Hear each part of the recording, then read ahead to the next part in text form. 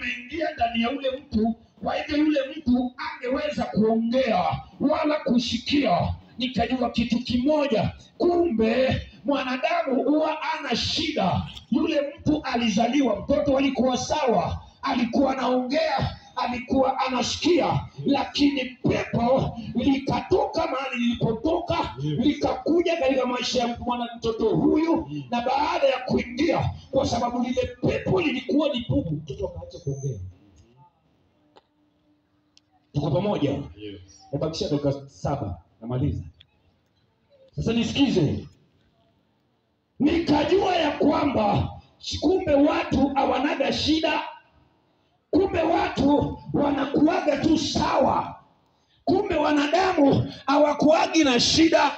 Shida ni nini? Shida ni pepo. Kwa sababu gani? Huyu mtoto alizaliwa alikuwa anaongea. Huyu mtoto alizaliwa alikuwa anasikia. Huyu mtoto alikaa vizuri kama watoto wengine, lakini kipindi kikafika akawa huyu mtoto haongei.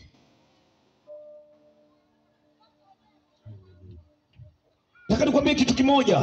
Katika maisha haya tunayoyakaa, haya maisha tunayokaa huku ulimwenguni, kuna nguvu fulani ambazo ziko katika ulimwengu wa kiroho. Kuna nguvu za Mungu na kuna nguvu za kipepo. Kwa hivyo chochote ili kifanyike katika ulimwengu huu wa asili ambao mimi na wewe tunaishi, kuna nguvu fulani huko. Katika hizo nguvu inaitwa the spiritual realm, ama ulimwengu wa roho. Na huko katika ulimwengu wa roho ndio kuna mapepo na ndio kuna Roho Mtakatifu Mungu. Tofauti ni gani? Ni kwa sababu hao roho wa Mungu na roho wa shetani hawana mwili.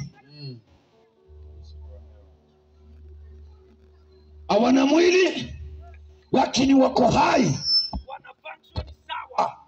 Functionality zao ziko sawa. Kwa hivyo, kwa sababu hawana mwili, wanakuja kwa binadamu. Kwa sababu binadamu ako na uwezo wa kuexist physically and spiritually. Kwa sababu Mungu alikuumba ukiwa wa kipekee.